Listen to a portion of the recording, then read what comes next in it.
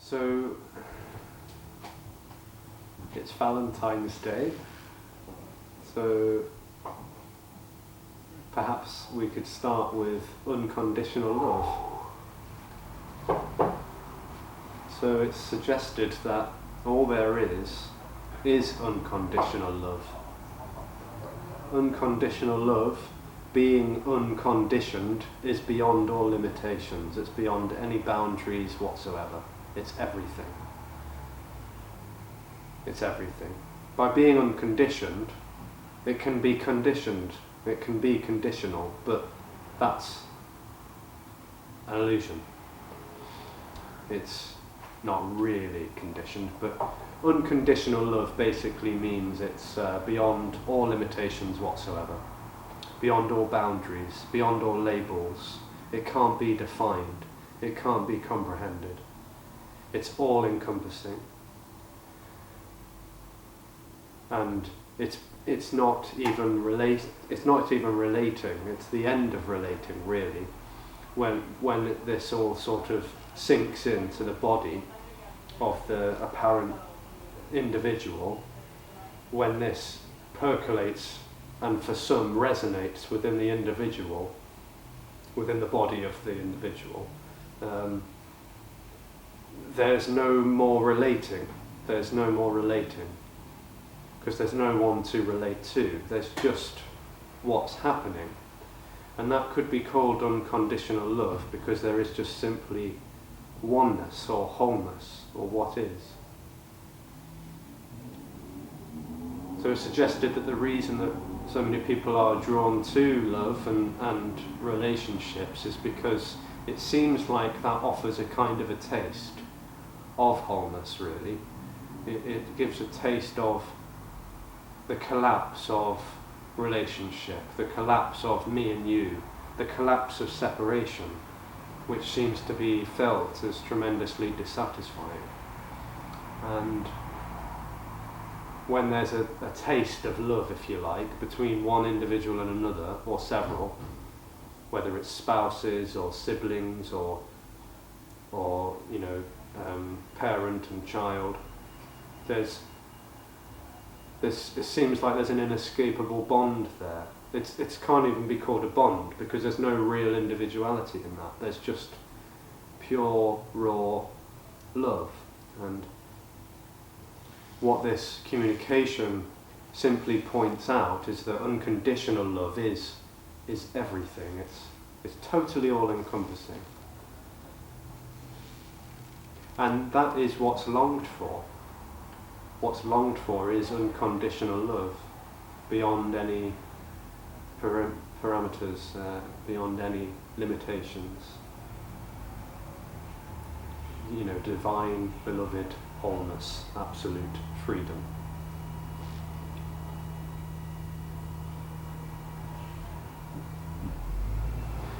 And it's longed for because the individual feels separate from wholeness. The individual feels separate from the apparent whole, from God, from the divine, whatever you want to call it, Brahman, the self. It has many names in all sorts of different traditions, but ultimately it is that incomprehensible whole that is infinite, eternal, boundless. And the individual longs for that. It longs to be whole again because it feels separate from it. It feels separate. And in that separate energy seems to arise a great deal of dissatisfaction, dis-ease, discontentment, lacking. And so seeking seems to happen. Seeking happens because the individual feels dissatisfied or not complete. But the seeking is kind of an energy that seems to arise out of this separate energy, and it doesn't go anywhere. It doesn't really go anywhere. You can't find unconditional love, because unconditional love is all there is. And by being unconditioned, that means that it's everything, including the devastating things we see in the world happening. You know, it's the planets, it's the movement of the solar system, it's the birds singing, it's sitting on a chair. It's this, what is. Unconditional love, wholeness, is this. This is what's longed for.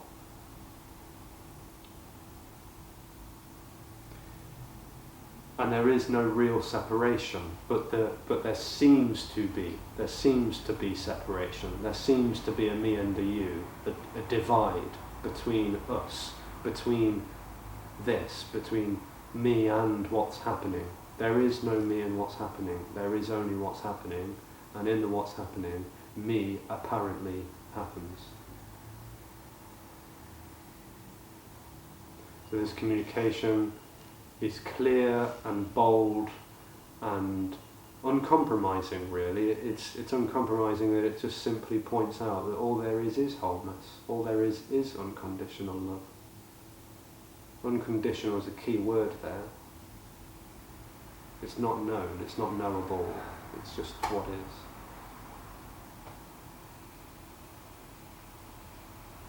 And whether that's, agreed with or disagreed with, whether there's a resonance to that, something happens energetically perhaps in the body, maybe there's a sort of a ringing true, a feeling that there's something about this that can seem to somehow mysteriously, energetically bring about the relief that apparently seems to happen when the agitated self starts to evaporate, starts to dissolve, starts to fade away. Because this message points out that is not real, it's an illusion. It's unconditional love appearing to be conditioned love. It's wholeness appearing to be separate from itself. So this is all there is. It's suggested that this is all there is. Separation is wholeness, and therefore there's no agenda to change that. There's no agenda to change that. But for the individual, there might be a desire to change that. And sometimes these words and these concepts and something can happen, something can change and shift, and then this all seems to become more clear, rather than just conceptual madness or jargon or gibberish.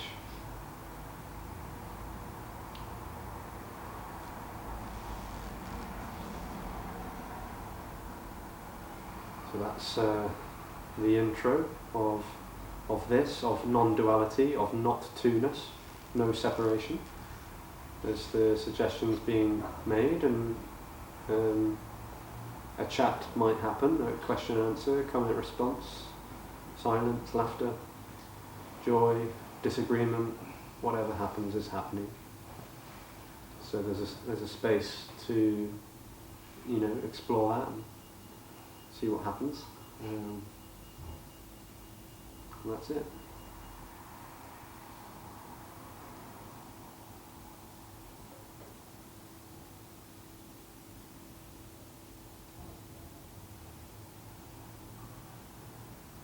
Okay.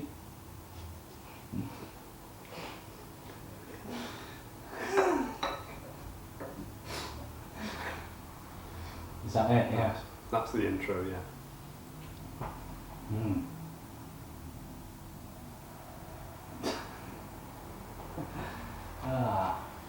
Wow.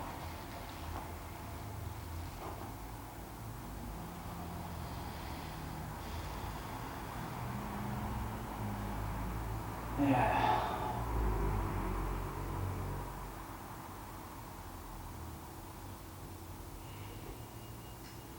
This non-duality stuff's popped in my head.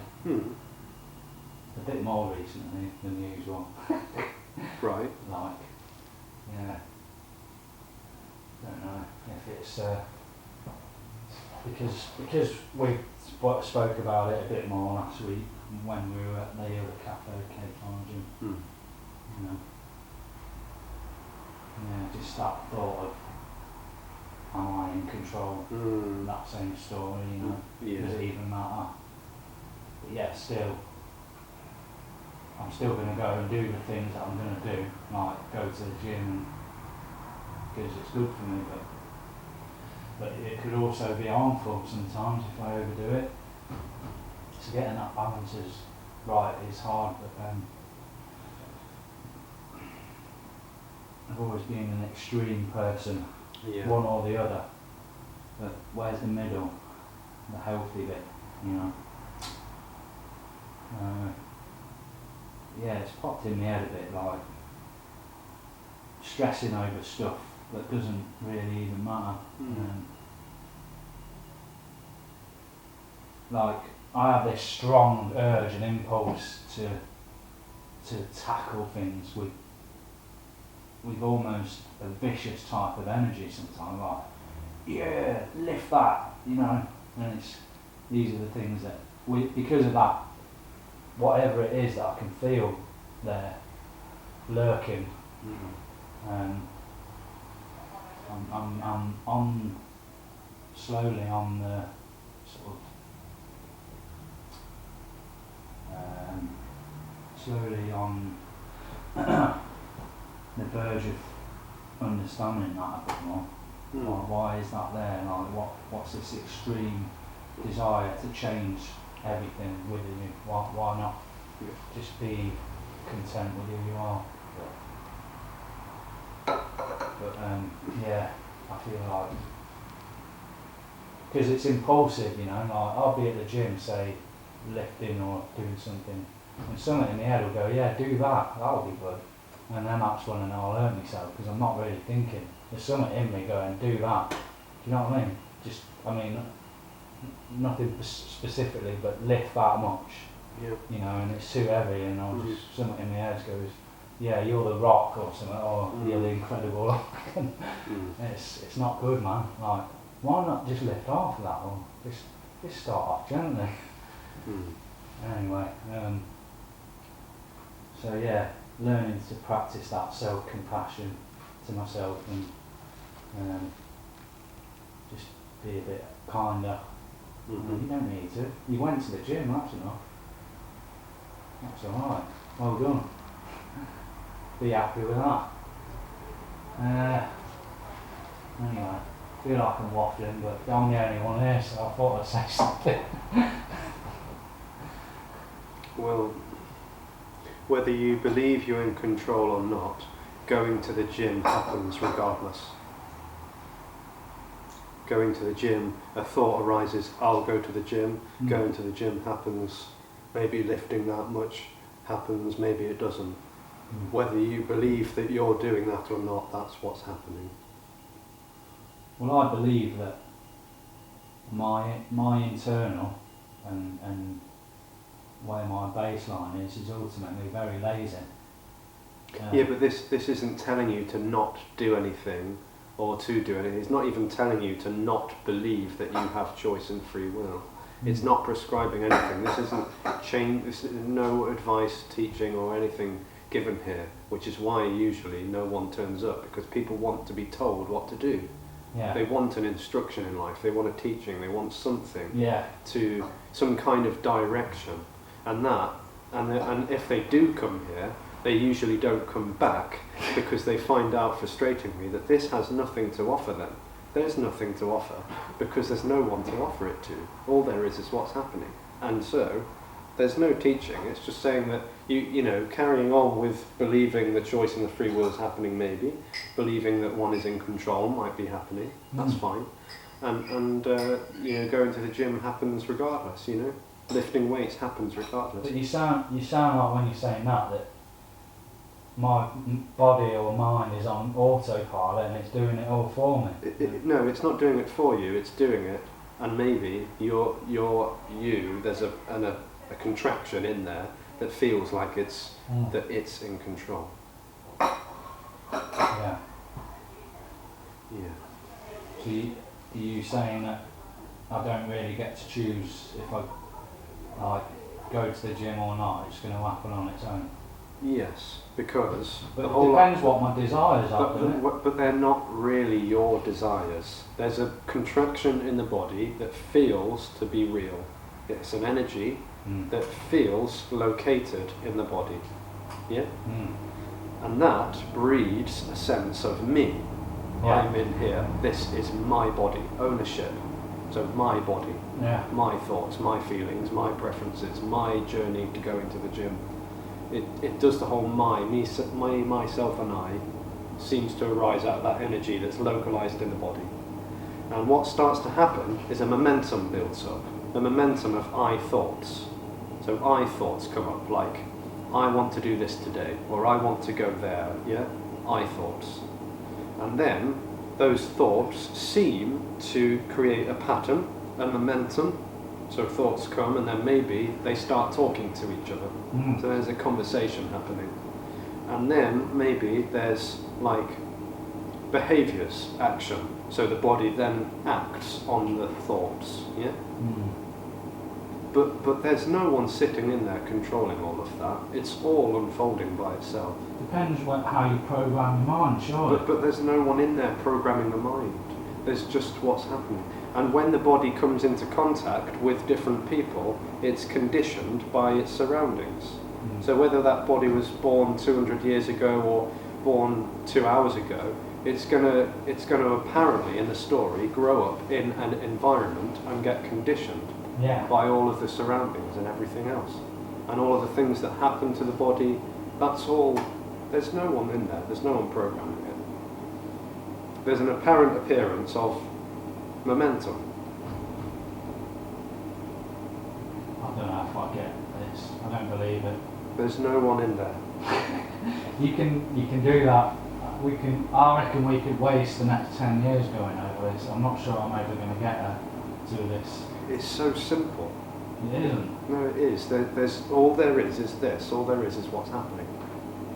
It's just this. This is just what's happening. Even that to me doesn't make sense. How does that not make sense? This doesn't. I don't get it. So all there is this. And in this, thoughts, ideas, memories, beliefs, opinions, views, values seem to appear. Yeah? And that includes thoughts about the past, thoughts about the future. Yeah. And in also this, there's the appearance of an energy that seems to feel like it's in the body. Yeah. And that creates a sense of me in the body. I'm here. That's a dream. That's a dream. Yeah. Life is flowing by itself, whether I like it or not. Yeah, it's already what's happening. And you know that the me, this isn't actually talking to that individual. It's talking to itself, which is no thing at all on the ultimate level. But this isn't really talking to you. It's going through you. And whether that contracted energy is too tight and stubborn to allow that to be even possible, to even consider that that's a possibility, it just hits it and it just said no. Not mine. Well, for some, no, just not necessarily. Just for some people, it's like either this is like, no, this is ridiculous. Yeah. Of course I exist. Of course I'm real. Of course I'm in control. You know, that's when the contraction is just simply unwilling to accept that this is even a possibility. Yeah. But sometimes, and it's often when the seeker gets to the end of their tether and just can't deal with the seeking anymore, they're just fed up with, you know, doing all of the apparent work on themselves and they're still suffering. Sometimes it's when they get to that incredible low, which is often termed the dark night of the soul, that they think I'm just sick of this. And then sometimes that seems to happen, and then there's like actually there's a bit more of a resonance, and then there's just this penetration.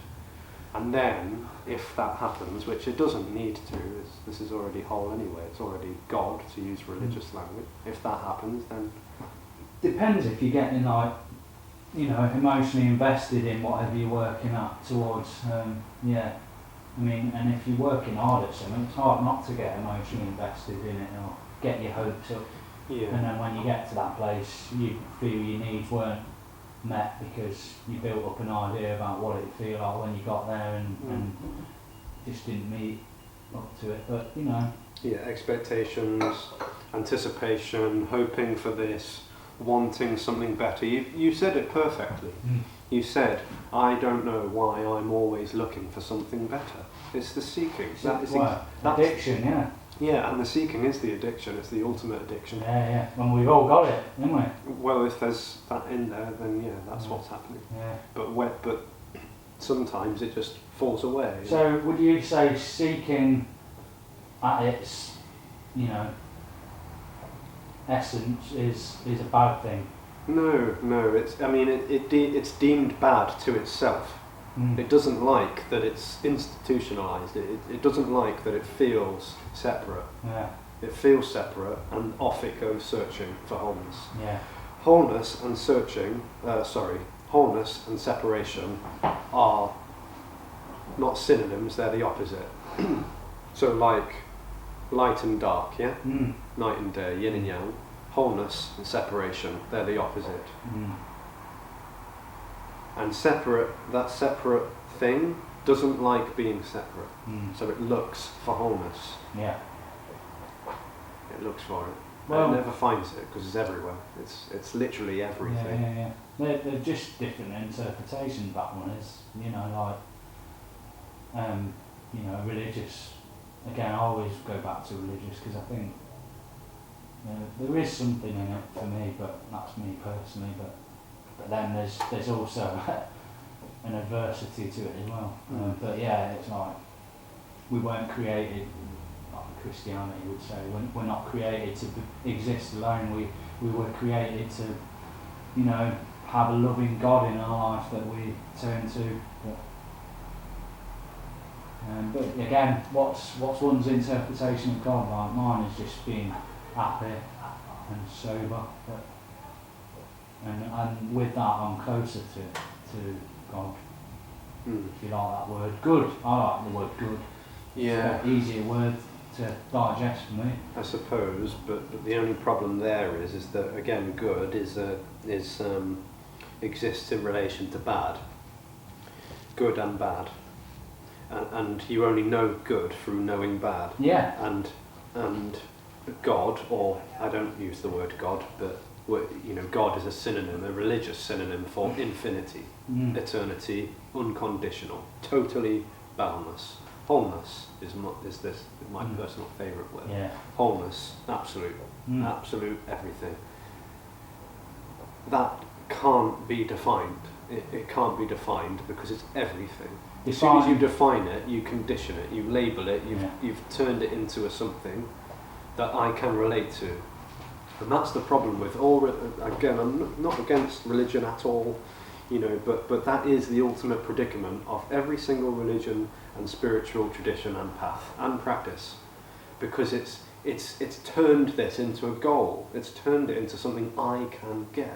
But how can you get everything? How can you? It never leads anywhere. It never goes anywhere. Because it's already what is. It's already what is. Yeah. And so, you know, the seeker will, you know, potentially never really subscribe to that because it's too busy in its path searching for something. You know, it is. I mean, I'm going to use Sam's terminology again here. Sam, sorry. But it is exactly like a fish looking for the ocean. It's looking for the water. And it's already in. Perfect metaphor. It's like it's looking everywhere. It must be around here somewhere. You know, maybe if I go in that direction, I'll find the water. Hold on a minute. Let's do a 180 and go that. And it's like, of course, it's everywhere. That's the perfect metaphor of wholeness. Yeah. And that includes the fish itself. I suppose there's something to be said for knowing at your core that you are whole, or, you know, you have wholeness already, but it's okay to keep on looking and growing and seeking or whatever. Yeah, because that's wholeness. As long as it's in the right areas, seeking in the wrong areas is harmful. But that's also wholeness, appearing as that. That's the part that the me doesn't seem to understand, is that wholeness, in its limitless nature, appears as addiction. It appears as suicide. It appears as all the awful things as well as the wonderful things, because it's beyond limitations. Yeah. But me wants wholeness on its own terms, and it can never have that, because then it's trying to condition it, and then it's back into duality. Then it's like you're reaching for it like it's tangible, something that you can keep, just have it whenever you want access to. And that's kind of why, you know, any sort of practice or religion is something that you work at, isn't it? Because we can't attain, life's just full of uncertainty, so we need to work at anything really. So, yeah. Yeah, well, that you know, that seems to go on, and sometimes sooner or later it's over. It's just over. Yeah. I mean, life is, you know, when that whole seeking energy has been exposed to be futile, life, for want of a better word, is just radically allowed to be what it is. No longer is there someone in the body resisting its apparent experience. It's just allowed to be what it is, and so preferences can happen. You know, the thing about religions, again, not to pick at them, but a lot of people, there's a lot more resistance to them nowadays. It seems like more than ever before, is because of the authority, the problem that people have with authority. It's constricting, and people intuitively don't like that. Rebel, So that, you know. Get that. That's the problem with religion, isn't it? Well, the hierarchy. Apparently, Yeah. Apparently. Pope's up there. Apparently he knows it all. He's more godly than anyone, isn't he? You know what I mean? Fuck that, yeah. You know, I think I'm a rebel to that stuff. But, you know, it happens even in the meeting. I go to a bit in meetings, you know. Yeah. Seeking manifests in. It seems like it manifests in an infinite number of ways. Anyone who claims to know the truth, you know, more than someone else just because they're new, can be equally as off-putting as a religious figure or hierarchy talking about this, that and the other, like, just because they read a few books from 1,000 years ago or whatever, they know more than anyone else. But yeah, well, that again is seeking appearing as, you know, seeking manifests in all sorts of ways. So it seeks for substances, it seeks for activities, it seeks for relationships, it even seeks to enhance its own ego. That is another object that I thinks, you know, will satisfy it. So it puts itself on a pedestal and, you know, sits at the front of people and, you know, preaches and pretends that it's holy and sacred, and, you know, because that seems to, you know, satisfy the ego. And it's kind of like what you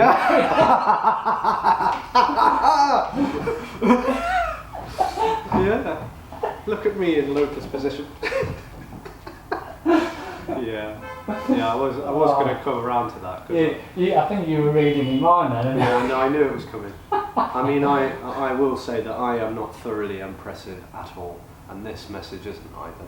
This isn't special, and I'm not special. I know that even that might sound like an attempt to hide an egotistical agenda or something, but really, this isn't about anyone being special. It takes all of those pedestals of rugs from underneath the feet of the people who are suffering with inflamed egos and self-destructive behaviours. It just sees everything as equal, radically. Yeah. So the seeker is as sacred as the apparent not seeker. It's all the same. It's just what is.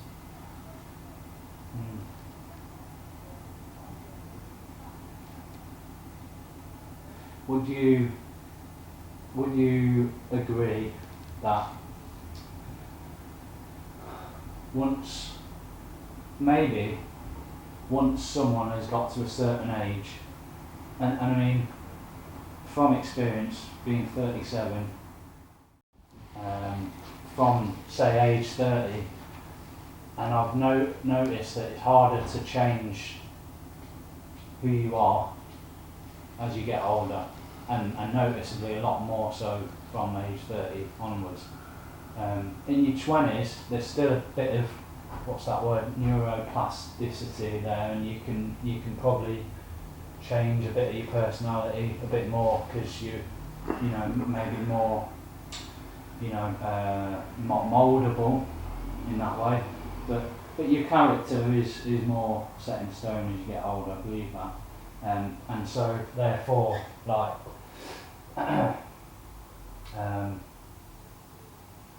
people who are older are more likely to reject this message, or just not being able to fully comprehend it. I don't think that is likely. I mean, I know what you're saying. I'm not a neuroscientist, surprise, surprise. But, so I don't. Something else. Oh, brilliant. That was recorded as well, so that's Hey. good. No, I don't know much about neuroscience, but you know, they seem to have claimed that neuroplasticity is always happening. That there's always always room for change. It's possible, but it does get harder as you get older. You know. Yeah. Well, this would explain why sort of people like mum and dad are very much set into their ways. Well, not necessarily, actually. No, I'm not saying that it's impossible to change, but it's harder for them than it would be for us, because we're younger and we're more adaptable. Well, there's some validity in that in the world of appearances, but that is all a story. That is all apparent, and the story seems to carry a momentum. So it seems to carry a momentum. Do you understand what I mean by the word momentum? Yeah, of course. Yeah. So it's like it seems to. There's like the pattern, and it's like a snowball rolling down a hill, and it, you know. And the more you feed it, the more evidence is provided. The more it's fed. Yeah. So I'm a Buddhist. I'm a Buddhist. If I keep on saying, it's like a mantra. The mantras of the story of the story of the story go on and on and on, and that seems to set in this rigidity. Yeah. But in terms of this communication, actually, you know, plenty of the people that fill the rooms of meetings are actually older. You know, they are in their older age, because there's also a sense that life is just flowing by itself.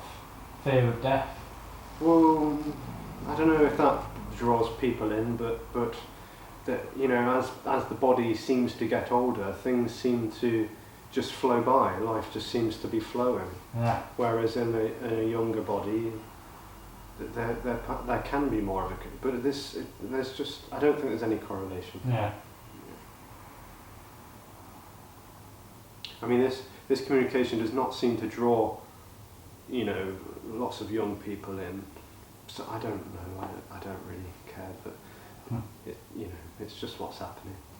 Well, yeah, but that's the same with any traditional religion, really. Religion and faith and practices like Buddhism, and you know, they're not really that sort of appealing to young people. But it's only when you face enough pain or addiction or trauma or loss that you're mature enough to perhaps consider these things a little bit more.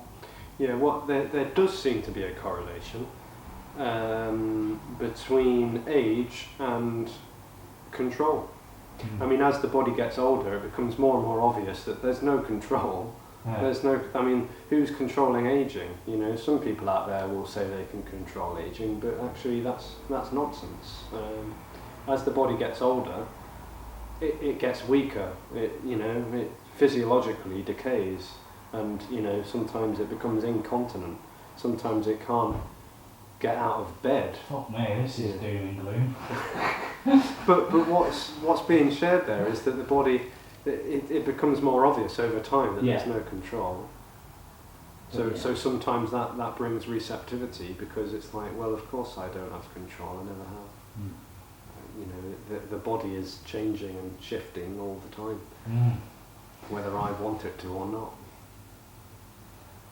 And when that's allowed by nothing, because I never allows that, it never allows everything to be allowed. But when it is allowed, that is liberation. You reach the end of your tether with this. Yeah, that. Yeah. You could Well, just see me you've done well. You could just see my eyes rolling. Yeah, you've done well, mate. Well done.